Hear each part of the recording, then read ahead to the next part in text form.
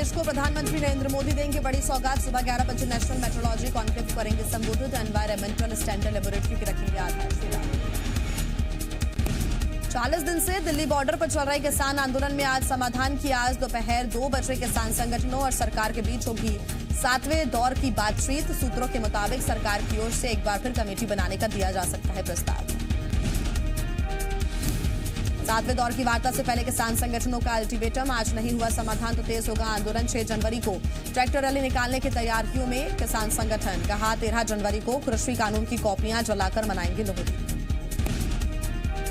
आंदोलन के 39वें दिन बाद कांग्रेस अध्यक्ष सोनिया गांधी को आई किसानों की याद। सोनिया गांधी ने बयान जारी कर किसान आंदोलन का किया समर्थन। कहा सत्ता का अहंकार छोड़ बिना शर्त तीनों काले कानून वापस दे सरकार। ठंड में दम तोड़ रहे किसानों का आंदोलन हो समाप्त।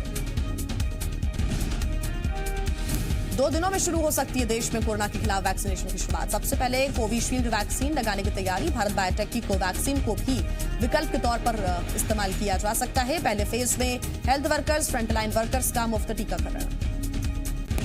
कोरोना वैक्सीन पर देश में सियासत जारी। अखिलेश यादव के बाद अब कांग्रेस ने उठाए सवाल। जल्द मंजूरी देने को बताया खतरनाक। प्रकाश जावड़ेकर बोले एयर स्ट्राइक और पुलवामा पर सबूत मांगने वाले अब वैक्सीन पर जता रहे हैं आशंका।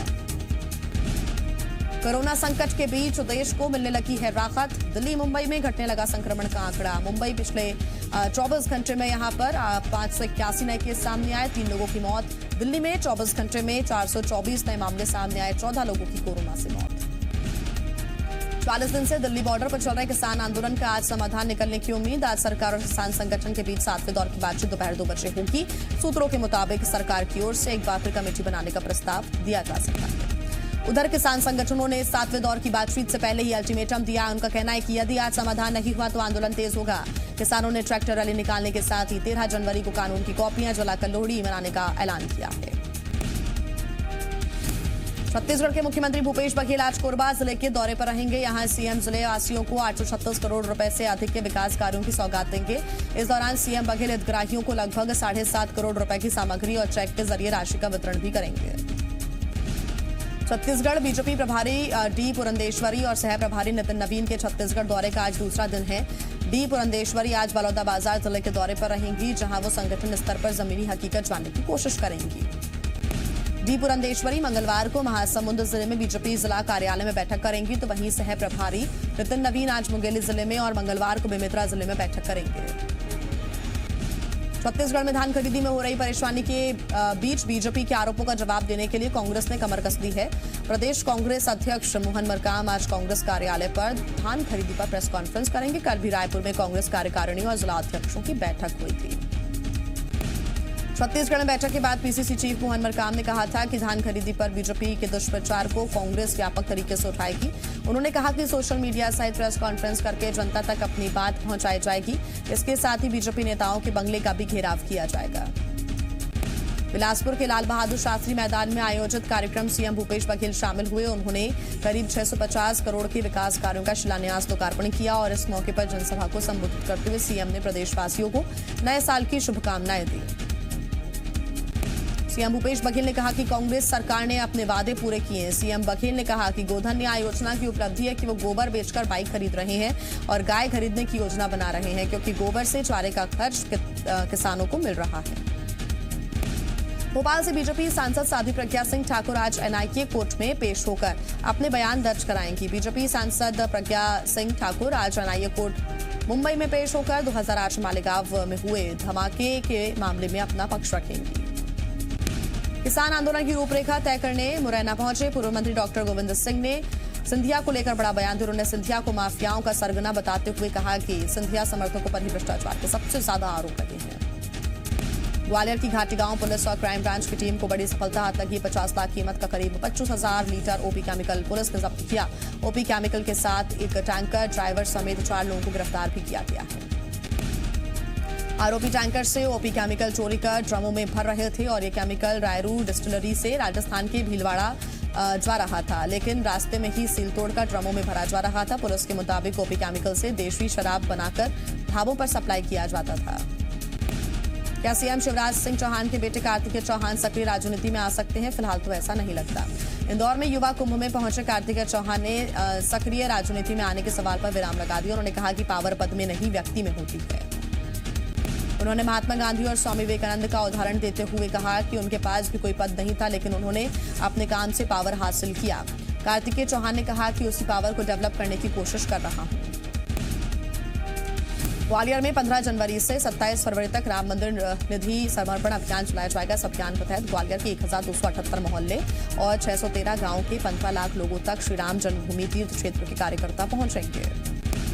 इस दौरान 10, 100 और 1000 रुपए के टोकन के जरिए दान राशि जुटाई जाएगी, जबकि 20,000 से ऊपर की दान राशि सिर्फ चेक के जरिए ही ली जाएगी। श्री राम जन्मभूमि तीर्थ क्षेत्र के प्रांत अभियान प्रमुख राजेश तिवारी ने कहा कि जो राम को भगवान नहीं महापुरुष मानते हैं, उनसे भी संपर्क करेंगे। मुरैना के सिंधी कॉलोनी में निर्माण निधि समर्पण अभियान चलाया गया, जहां स्थानीय लोगों ने मंदिर निर्माण के लिए दान किया। छोटे छोटे बच्चों ने अपनी गुल्लक में जमा पैसे दान किए और इस दौरान बच्चों ने भगवान राम, सीता और हनुमान के रूप धारण कर कार्यक्रम में बढ़ चढ़कर हिस्सा लिया। जांजगीर के इंडियन ऑयल पेट्रोल पंप पर तोड़फोड़ की वारदात सामने आई है। यहां अज्ञात युवक ने पेट्रोल पंप पर जमकर तोड़फोड़ की। पूरी वारदात वहां लगे सीसीटीवी कैमरे में कैद होगी। दहशत में आए पेट्रोल पंप के कर्मचारी भागकर अपनी जान बचाते नजर आए। भोपाल में प्रशासन ने कुख्यात बदमाश फैजान के अवैध निर्माण पर बुलडोजर चलाया, जिससे लोगों में फैजान की दहशत कम हो सके। प्रशासन और निगम की टीम ने एकता नगर में छोला रोड पर स्थित उसके 3 मंजिला मकान को गिरा दिया। फैजान पर 16 साल की उम्र में ही हत्या करने का आरोप भी लगा है। उसके ऊपर हत्या, रेप, मारपीट और शराब तस्करी के कुल 28 मामले दर्ज हैं। आरोपी को कई बार जिला बदर किया जा चुका है और रासुका के तहत भी कार्रवाई की गई है। महासमुंद पुलिस ने 72 लाख की अवैध सिगरेट के साथ 2 तस्करों को पकड़ा है। मुखबिर की सूचना पर पुलिस टेमरी फॉरेस्ट नाका के पास वाहनों की चेकिंग कर रहे थे और इसी दौरान एक गाड़ी से 60 बोरी में 120 कार्टून सिगरेट मिली, जो सब्जी के कैरेट में अवैध रूप से रायपुर ले जाई जा रही थी। महासमुंद पुलिस की पूछताछ में पता चला कि दोनों आरोपी ओडिशा के रहने वाले हैं, जो भुवनेश्वर से सिगरेट रायपुर ले जा रहे थे। पुलिस ने दोनों आरोपियों को गिरफ्तार कर जांच शुरू कर दी है। मंदसौर में बिगड़े मौसम और बारिश से हाई टेंशन लाइन के तार आपस में टकराए और टूट गए। हाई टेंशन लाइन टूटने से सड़क पर बड़े बड़े गड्ढे बन गए हैं, जिसकी वजह से इलाके के लोग दहशत में हैं। मंदसौर में हुए हादसे में कोई जनहानि नहीं हुई है। मामले की जानकारी के बाद बिजली विभाग ने बिजली काट दी है और लाइन को सुधारने का काम शुरू कर दिया है। भिंड पुलिस ने सोशल साइट के जरिए फर्जीवाड़ा करने वाले एक गिरोह का पर्दाफाश किया है। उत्तर प्रदेश के एक पीड़ित की शिकायत पर पुलिस ने कार्रवाई करते हुए 24 घंटे के अंदर 3 आरोपियों को गिरफ्तार किया। बताया जा रहा है कि ठग गिरोह ने सोशल साइट पर एक नामी पेट्रोलियम कंपनी के नाम पर ठगी का जाल बिछाया। पेट्रोल पंप देने के नाम पर ठगों ने एक शख्स से करीब 75,000 रुपए ठग लिए। ठगी का शिकार हुए शख्स ने पूरे मामले की जानकारी एसपी को दी है। सिवनी में आदमखोर बाघ की दहशत लोगों में बनी हुई है। बाघ खुलेआम घूम रहा है, जिससे लोग डरे हुए हैं। उगली क्षेत्र में अचानक बाघ एक यात्री बस के सामने आ गया, जिससे यात्री डर गए। यात्रियों ने बाघ का वीडियो भी बनाया। बता दें कि बाघ उगली और खैरी में एक महिला और बच्चों को अपना निवाला बना चुका है। बाघ को वन विभाग की टीम पकड़ने की लगातार कोशिश कर रही है। होशंगाबाद में सतपुड़ा टाइगर रिजर्व का एक वीडियो वायरल हो रहा है, जिसमें बाघ पानी में तैरता हुआ जा रहा है। प्रदेश के मुख्यमंत्री शिवराज सिंह चौहान ने भी इस वीडियो को ट्वीट किया है और लिखा कि सतपुड़ा के जंगल बुला रहे हैं। गरियाबंद में एक बार फिर हाथियों की दस्तक से दहशत का माहौल है। यहां के जंगलों में 22 हाथियों का दल पहुंचा है। इन हाथियों ने वन परिक्षेत्र के डुमर बहारा गांव में जमकर उत्पात मचाया। हाथियों का दल उड़ीसा से गरियाबंद पहुंच चुका है और विभाग ने मुनादी करवाकर ग्रामीणों पर अलर्ट किया। बीजापुर में सुरक्षा बलों ने नक्सल मंसूबों को फिर से नाकाम किया है। यहां तर्रेम सिलगेर रोड पर 2.5 किलो का आईडी बम बरामद किया गया, जिसे मौके पर ही निष्क्रिय कर दिया गया। सुरक्षा बलों को नुकसान पहुंचाने के लिए नक्सलियों ने साजिश की थी। बड़वानी में चलती बाइक में अचानक आग लगी, जिससे बाइक पूरी तरह से जलकर खाक हो गई। मामला कासेल गांव का है, जहां दिव्यांग मोहन खन्ना अपनी 3 पहिया बाइक की सर्विस करवाकर परिवार के साथ घर जा रहा था। तभी अचानक उसकी बाइक में आग लग गई। फायर ब्रिगेड ने किसी तरह आग पर काबू पाया। सागर जिले में बुजुर्ग महिला ने इलाज के दौरान दम तोड़ दिया। घटना गुरुवार की है, जब आरोपी ने महिला पर जानलेवा हमला किया था। फिलहाल आरोपी फरार है। पुलिस आरोपी की तलाश कर रही है।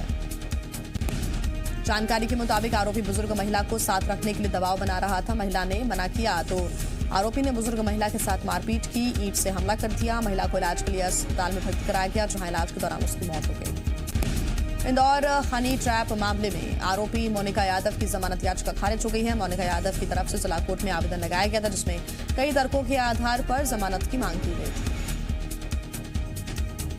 कोर्ट ने दोनों पक्षों को सुना और फिर आरोपी मोनिका यादव की जमानत याचिका को खारिज कर दिया। पहले भी हनी ट्रैप केस से जुड़ी महिला आरोपियों ने जमानत का आवेदन लगाया था, लेकिन कोर्ट ने सभी के आवेदन को खारिज कर दिया है।